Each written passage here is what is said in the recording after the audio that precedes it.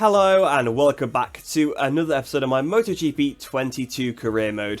And today we are finally moving into the MotoGP class. We've finally done Moto 2 and Moto 3. It's taken me way too long to get to this point, but we have finally managed to do it. And we've just about got enough time to finish an entire MotoGP season before MotoGP 23 comes out. Although, to be honest, we actually don't know when that's going to be yet because the game's actually not been announced. So potentially it could be a little bit later this year, which does give us a little bit more leeway. But before I do head into MotoGP, there is one more thing to do, and that's just to look at the final results of our Moto 2 season, because of course we didn't do the last few races, as some of you guys in the comments said you wanted to see the final results. I had actually planned to do this anyway, but because you guys said you wanted to see it, I was like, I'll make a point of saying it at the start of the episode. So looking at our stats at the end of the season, so this screen that it will show you once you completed the season about all of your race wins and stuff. You can also see that our credits and reputation have gone up by a few there. That's what we've gained from actually reaching our objectives in the season. So we've gone up to 528,775 credits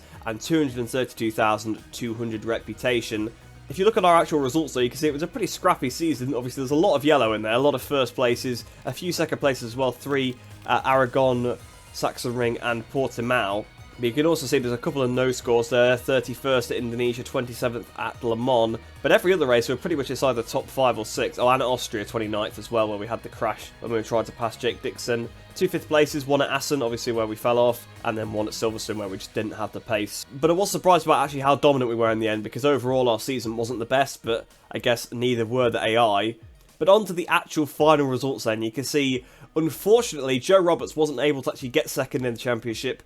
Of course, he was sat in 3rd place when we left, but he was pretty close to Challenger, but he actually dropped back even further, unfortunately. He didn't have very good races at all. I think he qualified in like the teens in pretty much every race. So he was actually quite lucky to finish 4th at all, because you can see he moved up 2 places in the final race. He had a good Valencia, which moved him ahead of Schrotter and Dixon. But there was a lot of chop and changing behind, so obviously the 2 Honda Team Asias came 2nd and 3rd. Roberts 4th, we can see Schrotter 5th, Dixon 6th, Arbolino 7th, Augusto Fernandez down in 8th place, Aaron Canik 9th, and Sam Lowe's rounding out the top 10, although there's a big gap between Lowe's and Canik, whereas the others are all separated by 20 points. But something I was thinking about, and I haven't even brought it up in any videos, is where was Acosta all season? Acosta was completely absent, same with Vietti really, 11th and 12th in the championship. Basically didn't see either of them at all season, and they were supposed to be 2 of the best AI in this class, so we had a really weird season for whatever reason. I'm not sure why it panned out in such a way, but yeah, some of the fastest riders were absolutely nowhere all year. And if we look at the Teams Championship, we did manage to hold on and beat Honda Team Asia, but if you look at the actual standings, we probably wouldn't have done if there was one more race. Or it would have been at least very, very close, because Robertson, well, Dalla Porta just wasn't scoring at all. Roberts wasn't scoring that well, and they were pretty much on the podium every race, the 2 Honda Team Asia guys. So fortunately for us, there weren't any more races, because they probably would have surpassed that if there was a couple more. But fortunately, we did just manage to hang on. And Mark VDS actually moved ahead of Red Bull KTM IA for 3rd place at the final round as well. But that is the Moto 2 season all dealt with now, so we will head into the MotoGP season, and the team that I'm riding for will be revealed.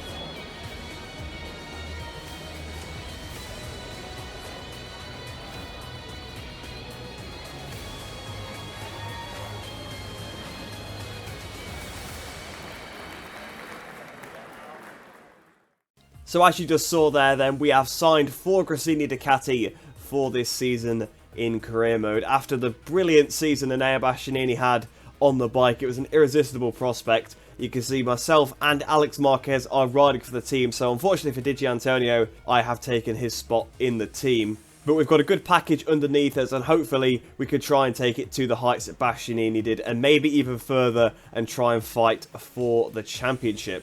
But we may as well just keep advancing forward. We've got pre-season testing to do. I probably won't show any of that because it's a bit pointless.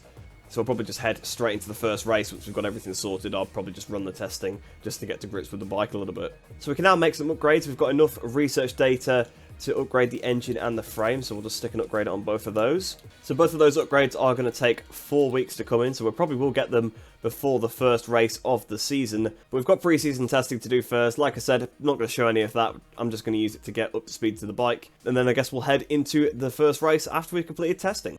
So that's testing done then. I actually only did 2 laps in testing, and the bike is great. It's really good. We managed to top the time sheets now. Of course, it is Sepang, which is a bit of a specialist track for me. Like, it's one of my better tracks, so I'm not going to read into that too much. But the bike actually felt really good, which I did expect with it being a Ducati, but I actually didn't expect it to be this good considering it's stock. So maybe we won't have to apply many upgrades throughout the season, but I guess we'll actually find out once we get into the proper racing. Because I wasn't on top by a lot, it was only by just over 1/10 of a second to Marquez. So it'll be interesting to see how we actually get on when we get into proper races.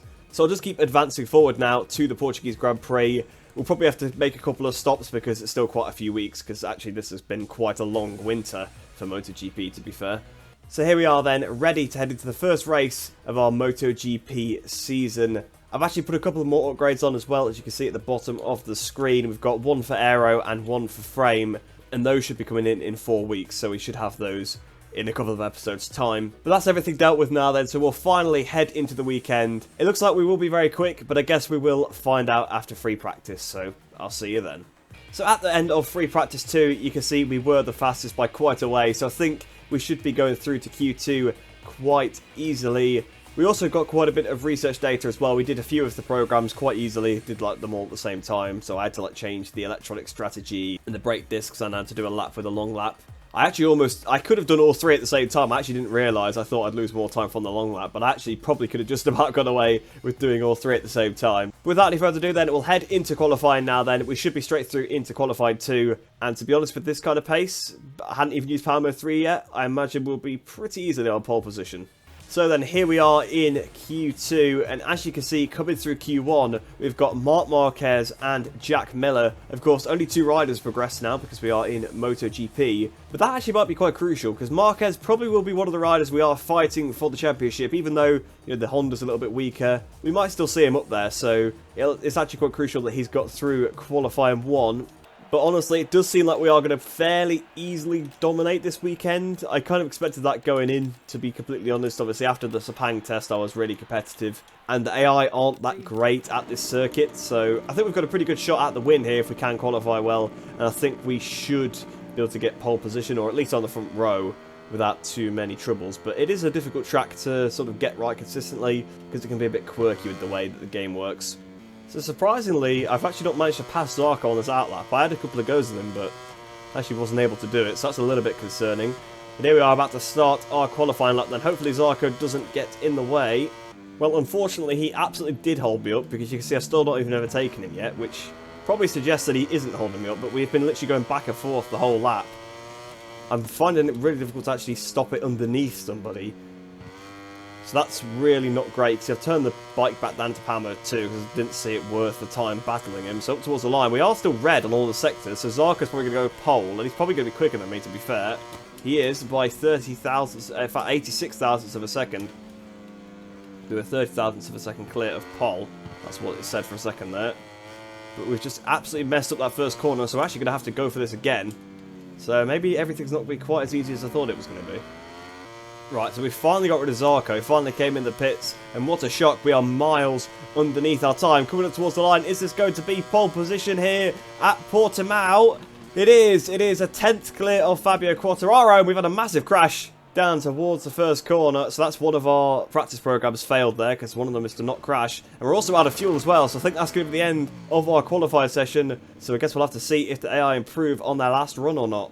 So no, they did not improve on their final run. So we are pole position for our first MotoGP race here at Portimao. But I'll tell you what, I'm a bit surprised by the order of the other riders, to be honest. You can see obviously Fabio second, that's pretty normal. Bagnaia is only down in 5th, but you can see he's only a little bit off of Fabio, so fair enough. They're probably about roughly the right times. But we've got Jack Miller in 3rd place, Viñales 4th, then we've got Pol Espargaro in 8th place, and Enea Bastianini all the way down in 9th, although to be fair, qualifying is not exactly his strong suit. And I've also just realised Martin wasn't even in this session. Jorge Martin's not in this session, so yeah, we've had a little bit of a strange grid for this very first race. But Fabio Quartararo and Bagnaia, of course, probably going to be the two biggest threats. Aleix as well in there. But Vinales, it'll be interesting to see how he gets on because, of course, it'll be a second season on the Aprilia. Obviously, he had the half season in 2021 as well, but his second full season, maybe he'll have made some strides. So he could be a championship threat as well. So need to watch out for Fabio and Bagnaia mainly, but there are some others as well. With it being round one, it could be absolutely anybody yet. So we'll also have to be smart in this race. But without any further ado, we'll head into the race now then. I'll see you down on the grid. So then here we are down on the grid looking at Jack Miller in third place. I'm still quite surprised he managed to qualify it there because the KTM's weakness is probably qualifying. I mean, I know Jack Miller's pretty good at throwing in a tyre and doing something special, but, you know, I just didn't expect to see it from the KTM. But fair play to the Australian. Of course, with it being our first race, there's nothing to particularly talk about championship-wise, so we should get straight into it. But of course, with it being our first race, we've got to be careful. I'm not really sure how the bike's going to handle over the race distance. Obviously, I've done races in MotoGP before, obviously like 50% races and stuff, so I know roughly how the bike is when the tyres start to go off. But this particular bike, the stock version, I'm not really sure what to expect, so I guess we'll find out as the race progresses. At Portimao, everything's ready for the start of the race and the adrenaline's running high. There's only room for one thought in the rider's mind, to make it to the finish line first. So then here we are on pole position. Fabio alongside us. Jack Miller rounding out the front row. The lights are on here at Portimao, waiting for them to go out. Lights out and away we go. We are officially a MotoGP rider. But on the run down towards turn one, is Fabio Quartararo going to be able to beat us into the first corner? No, it looks like we have got the whole shot. Jack Miller's right behind us. We lost the front a little bit on the curb there. Is anyone going to be able to attack us? Fortunately not. It seems like we have kept the lead for now. As we go through turn 3, the AI are pretty weak through there. They do tend to run quite wide, and they get quite a bad exit out of there. So currently we are leading our first MotoGP race. Miller just behind us. Then it's Quartararo. Then it's Bagnaia. So it is the usual heavy hitters. We've had a bit wide through the Torre Vip. We have just managed to hang on to the lead of the race. About half a second clear of Jack Miller. I think, to be honest, if we could hold it together and not make too many mistakes, we should be able to check out here. Because it does seem like we've had the pace all weekend. But then again, as we saw in qualifying with Zarco, it can be quite difficult to get away from the AI sometimes. Sometimes actually quite persistent. And it's quite easy to make mistakes also. So here we are, ending the first lap. We're still in the lead of the race. But Jack Miller has closed up quite a bit to us in that last sector. I've just sort of realised why Miller's AI is quite good here. Because he's replacing Oliveira, so effectively it's Oliveira, and I guess Oliveira would have a pretty good stat here at Portimao based on the 2020 race, so I think that's probably why Miller is doing so well in this particular race. But even still struggling to shake him. The gap is up to, well, it was about up to 3/4 of a second, but once again we made a mistake. It is so difficult to get this track right on this game because the bike is just so imprecise. Like the game itself, I mean, is imprecise. The bike actually feels pretty good as a MotoGP game bike, but yeah, it's difficult to hit all your markers here when the rear end is trying to step out all the time and the front's trying to fold. So I seem to have kind of got the race under control a bit more again now. We've got the gap up to 1.3, made a few less mistakes in this lap. You can see by the delta, we are quite a bit underneath. It seems like now we've got the nerves of the first couple of laps out of the way. I'm starting to get a little bit more comfortable. Now, of course, I'm always just going to keep getting faster on this bike because the more I ride this bike, the more I learn what it's going to do. But I do find it so hard to be consistent on this game just because of how inconsistent the physics seem to be. But up towards the line then, it's going to be a 39.0. I think that's quicker than what we did in qualifying, actually. Jack Miller 1.2 seconds behind, although the bike was absolutely shaky to turn one there, so we've gone a little bit wide because of that. That's really undone some of our hard work. I tell you what, they've kept me a lot more honest than I thought they would, because we're about to start the penultimate lap of the race. And we know how quick the AI sometimes are at the end of the races, and the gap is only 0.8 of a second, so I'm a little bit worried here. Miller might be able to spare a surprise attack. Oh, it was a crash! Quartararo's down from third place at Portimao corner. So that's just changed this race quite a bit. But Miller is right with us now, half a second back, so he's gained on us on this lap. You can see I'm miles off my previous time. I'm just becoming a little bit less confident because the bike is moving around a bit more now the tyres have gone off. But Fabio Quartararo crashes then. That could be pretty crucial for the championship later on because you expect that he will be one of the contenders. But that moves Bastianini, Bagnaia and Zarco up. So our fellow Ducati riders doing a bit better. But Miller, 0.6 of a second behind as we start this last lap. Is that going to be enough? Are we going to be able to hold him off? I'm not too sure. I'm really not sure. So Miller is right there now as we come into the last couple of corners. But I think we're just about going to hold on to it. it is going to be quite a close finish. Again, I thought I was going to pull away quite easily in this one, but the AI really have kept up with me, and I've struggled quite a lot throughout the race. Half a second going into the last corner, that could be quite close because they've been gaining on me a lot through this corner, but we are just going to win the race. So up towards the line then, we're going to win on our MotoGP debut here for Gresini Ducati. So Bastianini actually ended up getting third place there. He managed to steal it from Zarco. He must have done that right at the end because I'm sure Zarco was third going into the last corner. So fair play to Bastianini. A pretty good comeback ride from him, to be fair, because he didn't qualify all too well. So fair play to Bastianini. Bagnaia then ended up in 5th place, and Quartararo ended up in 8th somehow. So even though he crashed, he managed to end up in 8th place. So fair play to Fabio. He obviously didn't lose too much time because it's quite a slow corner.